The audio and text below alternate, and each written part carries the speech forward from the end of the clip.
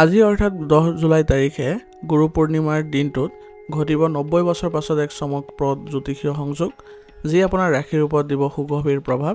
গতিকে আজিৰ ভিডিঅ'ত আমি জানিবলৈ সক্ষম হ'ম কিয় এই যোগ বিশেষ আমাৰ কাৰণে আৰু কোন ৰাশিৰ বিশেষ উন্নতি ঘটিব আৰু কোন ৰাশিৰ হ'ব লাগিব সাৱধান।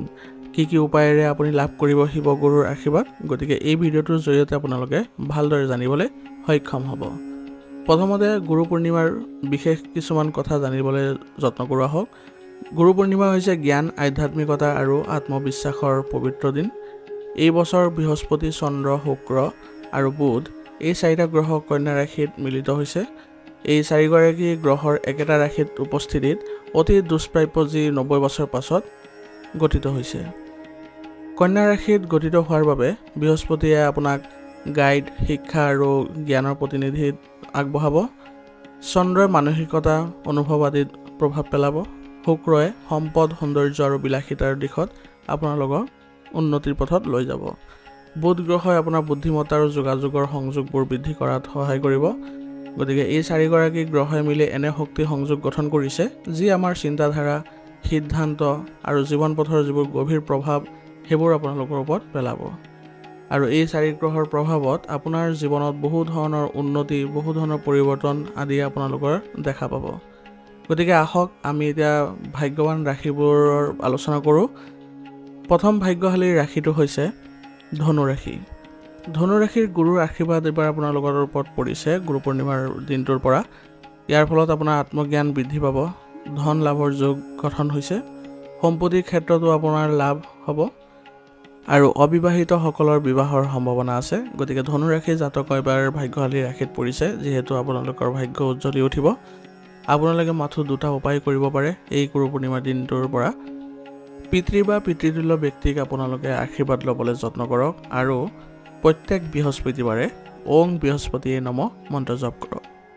ইয়াৰ দ্বাৰা দেখিব আপোনালোকৰ যিবোৰ গুৰু পূৰ্ণিমাৰ যি প্ৰভাৱ সেইবোৰ আৰু অধিক আপোনালোকৰ ওপৰত পৰিব, যাৰ ফলত আপুনি আৰু অধিক উন্নতি কৰিবলৈ সক্ষম হ'ব।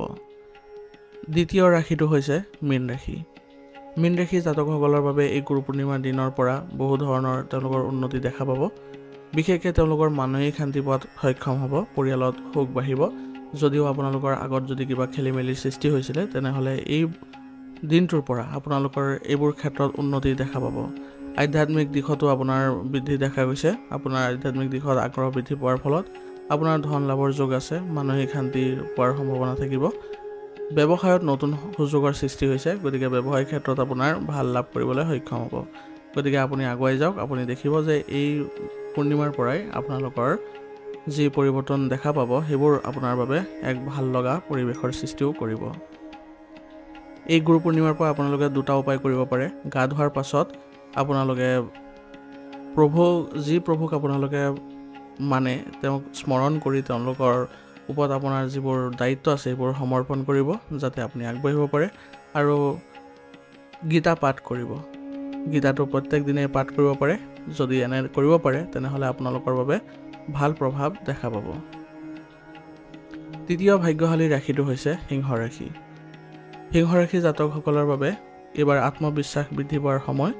কৰ্মক্ষেত্ৰত উন্নতি দেখা গৈছে, সামাজিক মান সন্মান বৃদ্ধি পোৱা দেখা যাব আৰু আপোনাৰ বুদ্ধিমত্তাৰ ফলত আপোনাৰ সমাজত আৰু অধিক মানুহে আপোনাক সন্মান কৰিব আৰু আপোনাৰ যি প্ৰতিভা বা আপোনাৰ যি কাৰ্যকলাপ সেইবোৰত আপোনালোকৰ মানুহ আপ্লুত হোৱা দেখা যাব। সমাজত আপোনাৰ বিভিন্ন কামত আপোনাৰ কাৰণে নিমন্ত্ৰণ থাকিব আৰু আপুনি সেইমতেও সকলোকে একেলগে লৈ যাব পাৰিব। জনসংযোগ বৃদ্ধি পোৱাও দেখা গৈছে। গতিকে এই গুৰু পূৰ্ণিমা আপোনালোকৰ বাবে বিশেষ হ'ব। গতিকে আপোনালোকে এইবোৰ ক্ষেত্ৰত অলপ আগবাঢ়িবলৈ যত্ন কৰিব। শিক্ষা আৰু উচ্চ শিক্ষা অধ্যয়নৰ সুযোগ লাভ কৰিব আৰু শিক্ষাৰ ক্ষেত্ৰত এইবাৰ ভাল প্ৰভাৱ দেখা পাব। সকলো ধৰণৰ বাধা আঁতৰি গৈছে। গতিকে আপোনালোকে নিজৰ চেষ্টা অব্যাহত ৰাখক, যিহেতু আপোনালোকৰ গুৰু পূৰ্ণিমাৰ পৰা আপোনালোকৰ ভাগ্য পৰিৱৰ্তন হৈ গৈছে। আপোনালোকে এই গুৰু পূৰ্ণিমাৰ পৰা দুইটা উপায় কৰিবলৈ চেষ্টা কৰিব, যাৰ ফলত আপোনালোকৰ উন্নতি আৰু অধিক দেখিবলৈ সক্ষম হ'ব।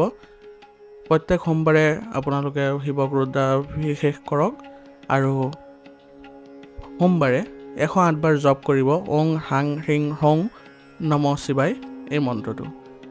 এনে কৰিলে আপোনালোকে উন্নতি দেখা পাব। এতিয়া আহোঁ সাৱধান হ'ব লগা ৰাশি। প্ৰথম সাৱধান হ'ব লগা ৰাশিটো হ'ব কুম্ভ ৰাশি। কুম্ভ ৰাশিৰ বাবে স্বাস্থ্যৰ সমস্যাই দেখা গৈছে। আপোনালোকৰ মানসিক চাপ বৃদ্ধি পোৱা দেখা যাব।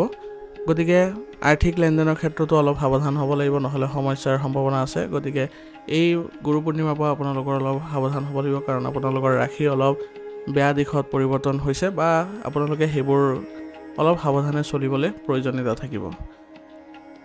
আপোনাৰ এই গুৰু পূৰ্ণিমাৰ পৰা দুটা উপায় কৰক, যাৰ ফলত আপোনালোকৰ এই প্ৰভাৱবোৰ নাইকিয়া কৰিব পাৰিব। প্ৰত্যেক সোমবাৰে আপুনি শিৱৰ অভিষেক কৰক গাখীৰেৰে, আৰু আপোনাৰ যিবোৰ বেয়া অভ্যাস আছে সেইবোৰ ত্যাগ কৰি চলক। ত্যাগ কৰিলেহে আপোনাৰ এই যি গ্ৰহৰ অৱস্থান ঘটিছে বা যি আপোনালোকৰ ৰাশি পৰিৱৰ্তন হৈছে সেইবোৰৰ পৰা আপোনালোকে সকাহ পাব। দ্বিতীয় সাৱধান হ'ব লগা ৰাশিটো হৈছে তুলা ৰাশি। তুলা ৰাশিৰ সিদ্ধান্তত বিভ্ৰান্তি ঘটিব, দাম্পত্যটো উত্তেজনাৰ সৃষ্টি হ'ব, অনুজসকলৰ লগত মত বিৰোধ হ'ব পাৰে। গতিকে আপোনাৰ ভাই ভনীৰ সৈতে আপুনি ভালদৰে অলপ চলিবলৈ চেষ্টা কৰিব, কাৰণ বৰ্তমান সময়ত আপোনাৰ ৰাশি পৰিৱৰ্তন হোৱাৰ ফলত আপোনাৰ উত্তেজনাৰ বৃদ্ধি পাব পাৰে, খং বৃদ্ধি পাব। গতিকে এইবোৰ আপোনালোকে অলপ পৰীক্ষা কৰি চলিব লাগিব। আৰু সিদ্ধান্ত লওঁতে যদি আপোনালোকে নিজে অলপ দ্বিধাবোধ কৰিছে বা আপোনালোকে সিদ্ধান্ত লোৱাৰ পিছতো আপোনাৰ সিদ্ধান্ত ভাল হোৱা নাই, তেতিয়া আপুনি চেষ্টা কৰিব আপোনাৰ যিসকল পৰিয়ালৰ সদস্য আছে তেওঁলোকৰ পৰা এই ক্ষেত্ৰত সহায় ল'বলৈ। তেতিয়া দেখিব যে এইবোৰ যি আপোনালোকৰ বাধাৰ উৎপন্ন হৈছে সেইবোৰ নাইকিয়া হ'ব ধৰিব। এইবাৰ আপোনালোকৰ এই গুৰু পূৰ্ণিমাৰ পৰা দুটা উপায় অৱলম্বন কৰক, যাৰ ফলত আপোনাৰ যি অলপ বেয়া পৰিস্থিতিৰ উদ্ভৱ হৈছে সেইবোৰ নাইকিয়া হ'ব। আপুনি নীলা পাথৰ পৰিহাৰ কৰিবলৈ যত্ন কৰক, যাক আমি নীলম বুলি কওঁ। সেই পাথৰটো আপুনি পৰিহাৰ কৰি চলক কেইদিনমান। তাৰপিছত আপুনি সোমবাৰে ওম নমঃ শিৱায় মন্ত্ৰটো 21 বাৰ জপ কৰিবলৈ চেষ্টা কৰিব। ইয়াৰ দ্বাৰা আপোনাৰ যিবোৰ বেয়া পৰিৱেশৰ বা বেয়া পৰিস্থিতিৰ উদ্ভৱ হৈছে সেইবোৰ অলপ হ'লেও আপুনি সকাহ পোৱা দেখা যাব। আৰু সিদ্ধান্তবোৰ লওঁতে আপুনি ঘৰৰ যিসকল বয়োজ্যেষ্ঠ আছে বা জ্যেষ্ঠ আছে তেওঁলোকৰ ওপৰত দায়িত্ব অৰ্পণ কৰক, তাৰপিছতহে আপুনি এই দায়িত্ববোৰ ল'বলৈ যত্ন কৰিব। তৃতীয় সাৱধান হ'ব লগা ৰাশিটো হৈছে মিথুন ৰাশি। মিথুন ৰাশিৰ কৰ্মক্ষেত্ৰত প্ৰত্যাহ্বানৰ সৃষ্টি হৈছে, আত্মবিশ্বাসৰ অভাৱ দেখা পাব, আৰু কাম কৰোঁতে অলপ এলেহুৱা মনোভাৱ হ'ব বা অন্যমনস্ক হ'ব পাৰে। গতিকে এই ক্ষেত্ৰত আপোনালোকে অলপ নিজকে সুসংগঠিত কৰিবলৈ চেষ্টা কৰিব লাগিব। যদিও আপোনাৰ কিবা কামত মনোযোগ নবহে, তথাপিও আপুনি বহাবলৈ চেষ্টা কৰিব লাগিব, কাৰণ বৰ্তমান সময়ত আপোনাৰ ৰাশি পৰিৱৰ্তন হোৱাৰ ফলত এনেধৰণৰ অসুবিধাই দেখা দিব পাৰে। গতিকে এই গুৰু পূৰ্ণিমাৰ পৰা আপোনালোকে দুটা উপায় অৱলম্বন কৰক, তাৰ ফলত আপোনালোকে নিজেই অলপ সকাহ পাবলৈ সক্ষম হ'ব। প্ৰথম উপায়টো হৈছে আপুনি কাৰোবাক মধু দান কৰক আৰু ৰাতিপুৱা সূৰ্য নমস্কাৰ কৰিবলৈ যত্ন কৰিব। ইয়াৰ দ্বাৰা আপোনাৰ সমস্যাবোৰ দেখিব নাইকিয়া হ'বলৈ ধৰিছে। এতিয়া আপোনালোকৰ আন ৰাশিবোৰৰ কি কি উপায় কৰিলে আপোনালোকে ভাল ফল পাব, কাৰণ তেওঁলোক ভাগ্যশালী ৰাশিটো নাই, তেওঁলোকে সাৱধান হ'ব লগা নাই, তেওঁলোকৰ ভাৰসাম্য ৰক্ষা কৰিব পাৰিব। গতিকে আপোনালোকৰ উন্নতিৰ বাবে কি কি উপায় কৰিব সেইবোৰ শুনি লওক। শিৱ মন্দিৰত গৈ আপোনালোকে বেলপত্ৰ অৰ্ঘ্য দিব প্ৰত্যেক সোমবাৰে গৈ পেলাই, আৰু গীতাৰ 12তম অধ্যায় যি আছে সেইটো পঢ়িবলৈ যত্ন কৰিব প্ৰত্যেক দিনা। দেখিব আপোনালোকৰ উন্নতি দেখা পাব এই গুৰু পূৰ্ণিমাৰ পৰাই। আৰু শাম সদাশিৱ মন্ত্ৰটো 108 বাৰ জপ কৰিব, আৰু চাউল, গাখীৰ আৰু হালধি দান কৰিব। কোনোবা গৰীব হওক বা কোনো আৰ্তজন হওক, তেওঁলোকক যদি দান কৰে আপোনালোকৰ যিবোৰ অসুবিধা থাকিব সেইটো আপোনাৰ নাইকিয়া হ'ব আৰু আপুনি উন্নতি কৰিবলৈ সক্ষম হ'ব। গুৰু পূৰ্ণিমাৰ এই বিশেষ যুগে আপোনাৰ জীৱনলৈ জ্ঞান, শুদ্ধতা আৰু এক নতুন দিশ আনিব। সদায় মনত ৰাখিব, গাঁথনিৰ দৰে আত্মাৰো এক পবিত্ৰ গঠনৰ দৰকাৰ হয়। গতিকে সকলোৰে পৰা আশীৰ্বাদ লৈ আগুৱাই যাওক। যদি ভিডিঅ'টো ভাল লাগিছে ভিডিঅ'টো লাইক কৰিব, চেনেলত যদি নতুন আহিছে চেনেলটো ছাবস্ক্ৰাইব কৰি ল'ব, আৰু কমেণ্টত শাম সদাশিৱ লিখিবলৈ নাপাহৰিব। আপোনালোকক বহুত বহুত ধন্যবাদ।